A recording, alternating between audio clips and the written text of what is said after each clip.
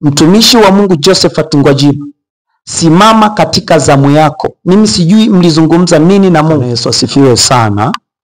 Wana wa Mungu ambao mnanitazama na kunisikiliza mahali popote pale ulipo. Kwa majina naitwa Apostle Justin Semba. Nilishatangulia kusema hapo mara ya kwanza ya kwamba mwanadamu wa asili ya mambo ya mwilini hutambua mambo ya mwilini peke yake. Lakini mwanadamu wa mambo ya rohoni, tunapozungumza mambo ya rohoni, huwa anazungumza na anajua mambo ya rohoni.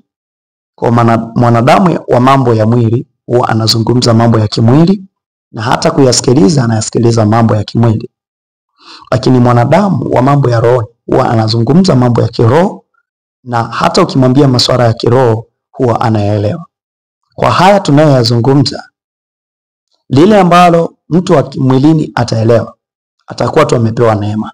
Lakini si mara nyingi sana mtu wa kimwili kujua hichi tunachozungumza.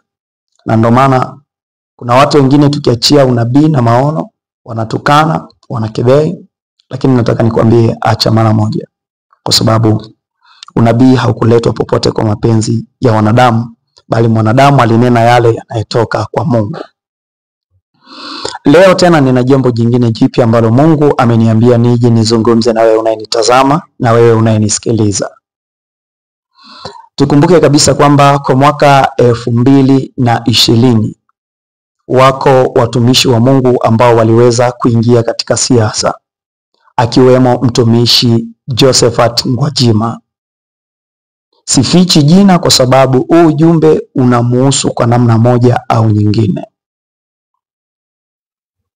Mungu ananiambia ya kwamba lile ambalo walizungumza na mtumishi wa Mungu Josephat Gwajima, Gwajima amelikimbia.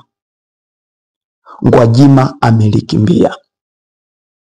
Mungu ananiambia nikuulize Gwajima ya kwamba kwani yeye si ndiye aliyeushikilia uhai wako kipindi umepitia changamoto na kesi nyingi katika nchi hii ya Tanzania? Mungu ameniambia umekimbia assignment ambayo mlipeana. Mungu ananiambia ya kwamba alimleta Gwajima katika siasa ili aweze kuwaongelea wananchi, ili aweze kuwasemea wananchi, ili aweze kusimama sambamba na wananchi.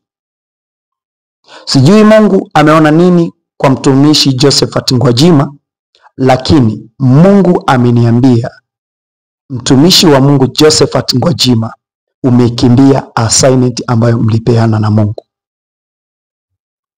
Hivyo Mungu ananiambia ya kwamba unatakiwa urudi, uanze kuzungumza yale wananchi wanataka. Mungu anasema alikutengeneza wewe kuwa mtumishi mkubwa katika nchi ya Tanzania, lakini kiti cha enzi kilipanga uje kuwa mtu mkubwa pia katika mamlaka za kiserikali. Lakini wewe kwa sababu umekimbia, Mungu aoni kama nafasi hiyo inakufaa tena. Lakini kama utarudi na kuanza kusema kama ulivyokuwa unasema mwaka 2020, mwanzoni mwa mwaka 2021, basi Mungu anaweza akakupa ukuu ukashangaa. Kwa hiyo Mungu ameniambia urudi katika assignment. Kwa sababu katika maono, nimeona maono mengi sana. Kwanza nimeona maono ambayo Watanzania wamepewa neema ya kufanya maamuzi juu ya uchaguzi wa mwaka 2025 kuelekea mwaka 2030. Kitu ambacho hakutatokea kiongozi yoyote ambaye ana ushawishi, ambaye ni mchawi, ambaye atatoa kafara, ambaye atatumia nguvu za giza, kama hatokuwa katika haki ya Mungu, hawezi kupita katika uchaguzi wa mwaka 2025. Hivyo Mungu ameniambia, lakini Mungu ameniambia ya kwamba alikupa assignment na wewe mpaka leo unaikimbia, unaikwepa, unazungumza moyoni. Mungu anataka uende ukazungumze kama ulivyokuwa unazungumza mwaka 2020, 2021 mwanzoni, ukafika katikati ukakata kuzungumza. Mungu anataka akutumie. Hivyo Mungu ameniambia ya kwamba rudi katika nafasi yako. Anataka akufanye mkuu katika masuala ya kiserikali. Lakini Mungu hakuniacha tu hivi, kwa sababu tukumbuke kabisa kwamba moja ya vitu ambavyo vimekuwa vikibeba maana sana katika unabii ni neno la Mungu. Ni neno la Mungu, na neno la Mungu linatoka katika kitabu cha Habakuki sura ile ya 2 mstari wa 3. Ananambia, maana njozi hii bado ni kwa wakati ulioamriwa, inafanya haraka ili kufikiria ule mwisho wake, wala haitasema uongo, ijapokuwa ingoje, kwa kuwa haina budi kuja, haitakawia. Bwana Yesu asifiwe sana.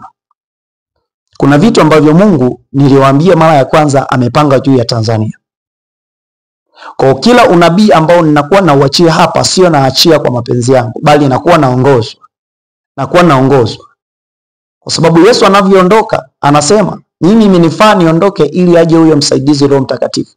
Maana huyo atawaweka na kuwafundisha iliyo kweli, wala hatonena kwa shauri lake, bali yote atakayoyasema yatakuwa yametoka kwa Mungu. Na ndio maana ukienda mahali pengine katika Biblia anakuambia unabii haukuletwa popote kwa mapenzi ya mwanadamu, bali mwanadamu alinena yale yanayotoka kwa Mungu. Fikiria wakati kama huu, sasa hivi ningekuwa labda pengine nafanya vitu vingine vyovyote vile, lakini tazama, Roho Mtakatifu ametenga ili niweze kuja kukwambia unabii huu, ya kwamba kuna jambo ambalo Mungu anaenda kuliibua katika Tanzania. Jambo kubwa, jambo la mabadiliko. Sijajua ni mabadiliko kwa upande upi, lakini Mungu ameniambia kwamba kuna mabadiliko anaenda kuyafanya katika nchi ya Tanzania. Unajua, kwa mwaka 2020 kuna viongozi wa dini walipewa neema na kiti cha enzi ili waweze kuingia katika serikali, ili wahakikishe ya kwamba haki, amani, utulivu vinalindwa kwa gharama yoyote, na ikiwezekana walitumie neno la Mungu kwa ajili ya kuhimiza vitu hivyo.